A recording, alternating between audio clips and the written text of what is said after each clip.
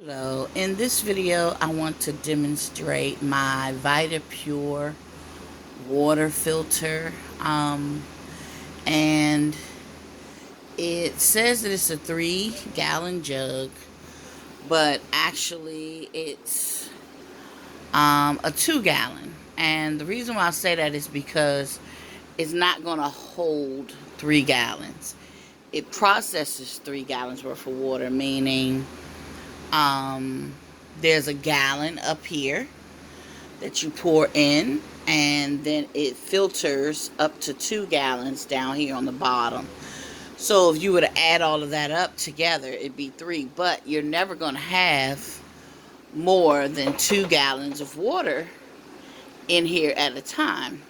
And the reason why is if you come here where it says the max line, once it fills up with 2 gallons, and it gets to this line where the top portion is attached to the bottom portion, if it gets there, it's going to start leaking out right along this line here because there's no seal. So that's why I say it's really a 2 gallon. So it's in a 3 gallon size jug, but it's only going to hold 2 gallons at a time. So what I did was I bought this, which is a little less than a gallon, and it fills up and it has the spigot. Now, I originally bought this, which I thought was going to give me hot water and cold water. It's a tabletop. It was very convenient, but it actually didn't serve the purpose that I wanted it to serve for two major reasons. These water spouts come out very, very, very slowly. And then this fill space, if I'm filling up water bottles, just going to show you, I can't even begin to get that in there. So everything I'm filling at an angle. It's coming out a little at a time. And it was just a lot of work. But if you have one that's a standalone, on the floor, and you have more space to work with, and your spigots don't let out such a small amount, they only do a liter of water, either hot or cold at a time, and then it takes 30 minutes for them to get cold or hot again. So that also didn't work for me.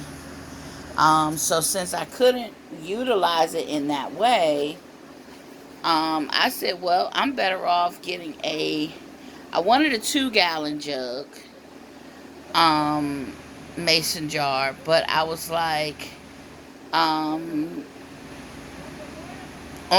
searching and searching and searching. They aren't the easiest things to find, and they can get rather expensive. They're in the 50 to $80 price range, depending on how fancy you want your jar and the canisters to be. The other thing that's really, really, really important on these are the spigots. So you may get one that's really, really, really beautiful, but the spigot leaks. And if your spigot leaks, that really makes it unusable unless you go buy a replacement spigot, which is going to cost you anywhere from another $15 to $20.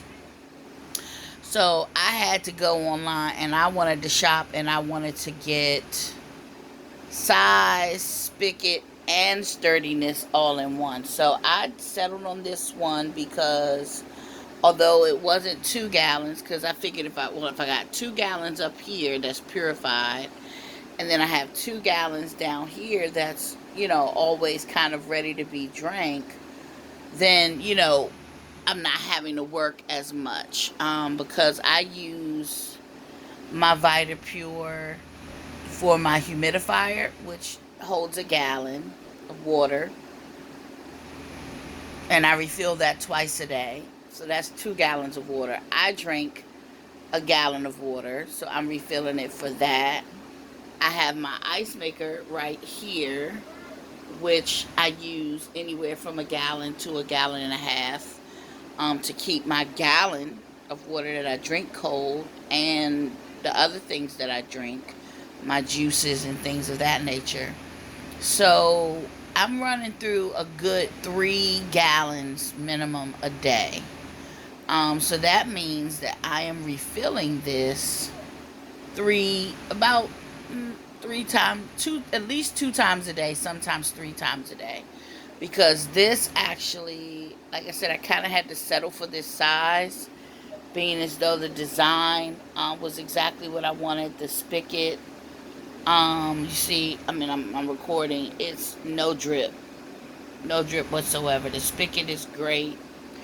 And I realized that the bigger they are, the less sturdy they are, because they don't thicken the glass the larger they get. So this mason jar is actually the exact same size as a mason cup.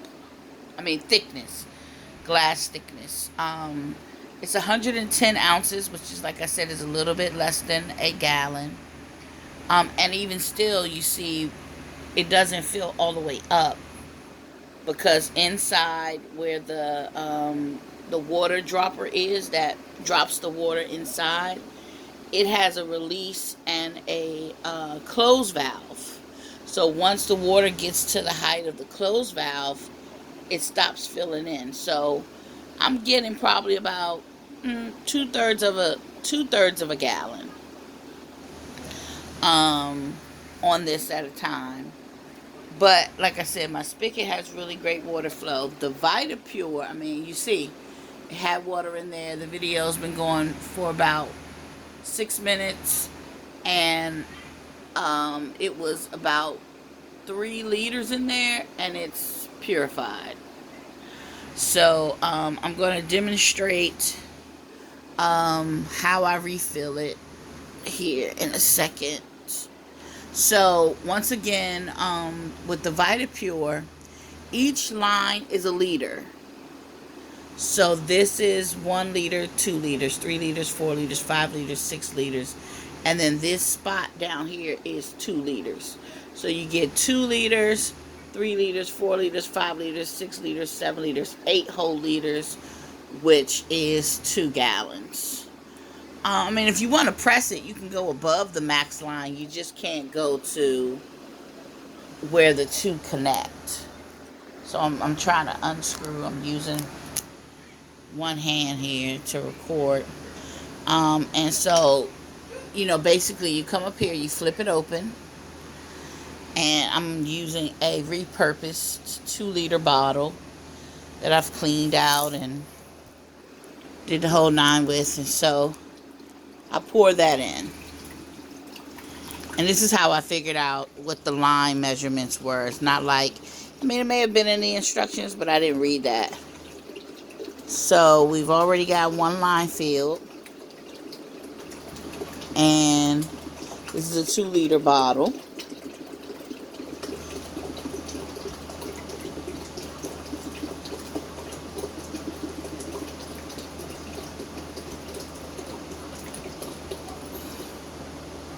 And we got a little bit more than the second line. But the first line, as you see, I don't know if you can see him try to do it like on an angle. But the first line is not as high as the second line. And the 2-liter bottle is empty.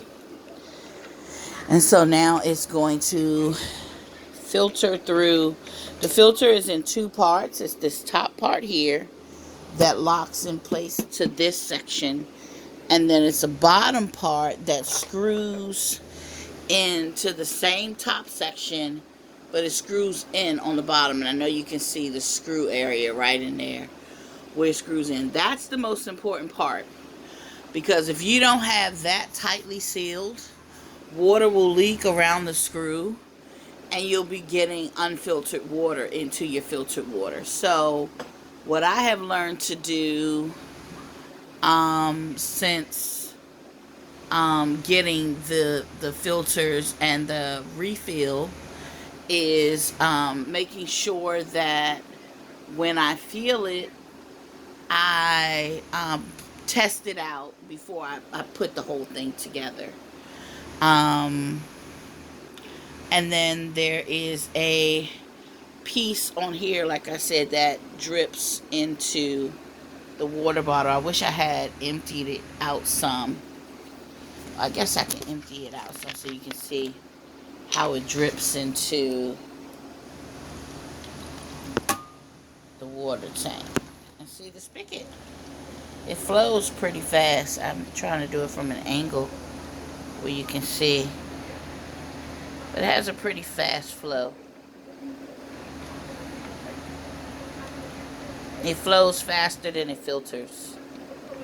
Okay, so let's see. See, so you can see how the water drops. It has 4 little spaces, 4 holes that it drops from. It filters pretty fast. And this is water that's actually already filtered. It's just refilling the bottom reciprocal. This is actually the filter here. But it pretty much looks the same as that when it's filtering. They have a very similar design on them. I don't have anywhere to put this water. I gotta refill this water with distilled water. And so for me, this Vitapur setup is so much easier than trying to put it in a cooler. And I wish I had known, because I spent like $60 on this cooler. I actually could have spent it on a more upgraded version of the spigot, like the 2-gallon size that I really want. So I'm going to upgrade eventually in time. Just because I think if the bottom portion holds more water, then that means I won't have to refill as often throughout the day. So I'm trying to get me a 2 or 2.5 gallon a water jar, one of these, with a spigot on it. Now that I have this one, it doesn't really matter what kind of spigot it comes with, because I can always take this spigot off and use it. But I mean, who wants to have poorly working spigots? Because I can repurpose this for something else, like, you know, infused water, or like I have one in the fridge that I fill up with unsweetened tea, and that's how I make my juices. So and that's the one I tested it out with, but that one was plastic, and I felt like for long-term use I needed something more sturdy, more stable. I needed glass. So let me show this as well. I had silicone lids, the stretchy lids, and I actually had cut one by accident, washing it in the sink, and I had my blades from my blender in there, and it cut it. So what I did was just cut it some more and take pieces, and I placed a piece here and a place in the back, so this doesn't, as you see, I'm pushing it, but it doesn't move, it doesn't slide. So it's very stable. And then I put some more pieces here and another piece here to keep this from being wobbly. I mean, it's wobbly, but I know it's not going anywhere, because if this isn't going anywhere on the bottom, then the one on the top isn't going anywhere. And so, you know, you can hit it, it's on the corner of the table, as you can see, but I feel like it's very stable there. And actually, the more water that's in it, so I try to keep it full as well, the more water that's in it, the more stable it is. So this has been the Vitapur water filter. This has been my particular favorite way to set it up. I've had it for about 4 months now. I've had to buy a refill filter for it already. And I didn't do a video right away because I really wanted to use it and test it out. And I was really excited to do this video because this setup was really awesome. And it was trial and error. And so I just wanted anyone else to know that if it's not a big deal, like I said, to have your water filtered in a cooler, this is the best setup. And if you could get you a 2-gallon or a 2.5 gallon one of these on a very sturdy bottom, that would be the perfect way to use your Vitapur water filter. I hope this video helps someone. Thank you for watching. Bye-bye.